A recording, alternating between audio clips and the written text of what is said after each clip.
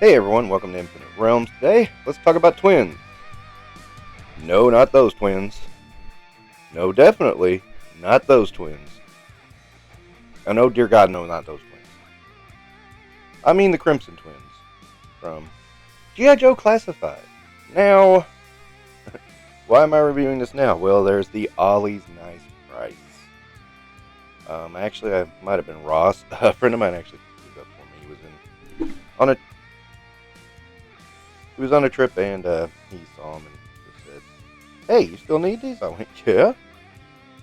"Okay, I'll give them $45 each." I'm like, "Cool."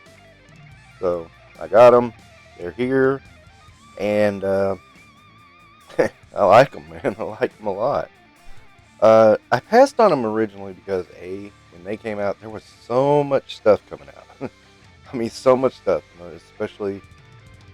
And I was also backtracking on my Marvel list. I had just bought that collection I talked about that I'm still going through and reviewing. Yeah, that one. So uh, kind of was hard to, you know, justify purchasing these, especially since in my head canon I had kind of gotten rid of Cobra, but then I kind of fell into the trap of buying some Cobra Troopers and stuff like that.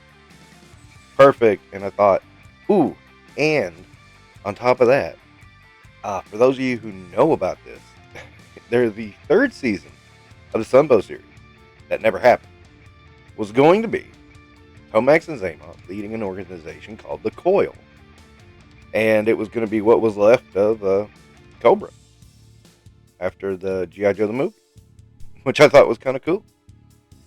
It obviously did not reach fruition, but there is a lot of stuff about it if you look online. So I'll invite you to do so because it's a really fascinating look at what could have been before the Dick series took over. Because that was a bag of dicks. Anyway, let's talk about these figures. The other thing is that this was the first one where I was kind of like, they didn't do anything different with these.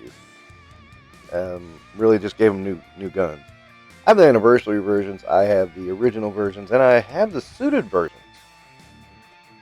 So, do I really need the classified versions?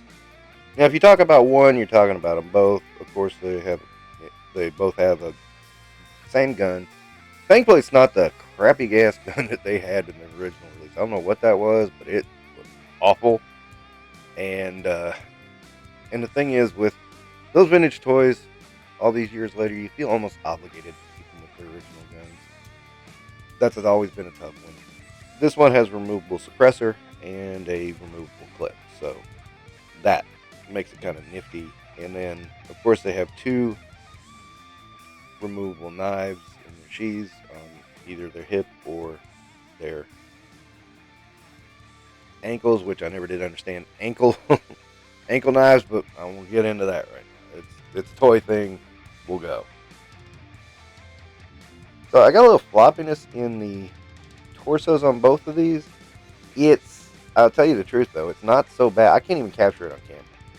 I tried, and you can't see it. I mean, it moves so insignificantly, you really don't notice. It looks like I'm just shaking. So I can't knock it for that, but it made me think about, wow. In this point, Hasbro's QC was pretty damn good. It was about right after this when Zorana hit that we started seeing some flaws, and then it's kind of like been very hit and miss ever since. So, I see that and I'm looking at it going, is this a little floppy? A little bit of flop here, like the very, very, very first one that nobody talked about? Could be. And of course, the twins are mirror images of each other and they look just alike. It's just things are in their opposite. And that's cool. That's fun. I mean, I always kind of wondered about that, but, all right, we'll go with it. Now, the thing of it is, there's not a whole lot new here. It's the same design that they had 40 years ago.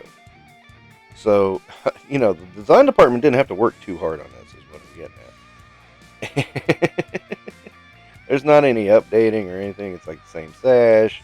blue shirt, white Cobra sigil, the snake adorning snakes. Yeah, I mean, they add a little more detail to it, but yeah, I mean, come on. I mean, the design was right in front of you. You just had to, tweak it. Not a lot of work on design there. And I'm not being mean when I say that. I'm being honest, because we need to start being honest about this. When they don't do a lot of work, yeah.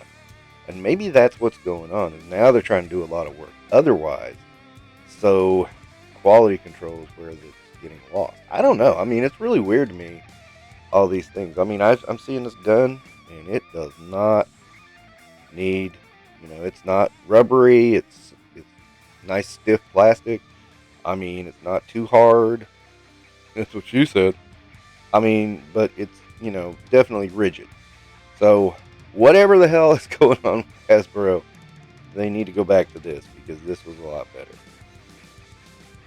All in all, I'm glad I got these guys now. They look really good, and I think they're a welcome addition to the collection. Alright, so I guess that's going to wrap up Infinite Realms and this look at Tomax and Xamot. Don't forget to like and subscribe. Oh, another thing. I don't know why, but half the time when I say Xamot, I add an M in there. No clue. I have absolutely no clue why. And of course, their names are Tomax, Xamot. It's spell it in the mirror, and now you get the other. Palelli, or whatever that name is new though, and I went down a rabbit hole on this. At one time, they had the name of, it looks like Rogue, but I think it was Rouge, because they are French. Corsican brothers, French, Andre Dumas. Yeah. Okay. You can argue with me that they're not French, but they're French. So I don't know why they added that name there. And I mean, that sounds more Italian to me. It might be French, but Rouge is definitely Italian. So I don't understand the naming convention on these two, but oh well. I'm also not going to worry about it. Anywho, that's going to wrap up this episode of Infinite Realms looking at Tomax and Xamot. Thank you, and don't forget to like and subscribe.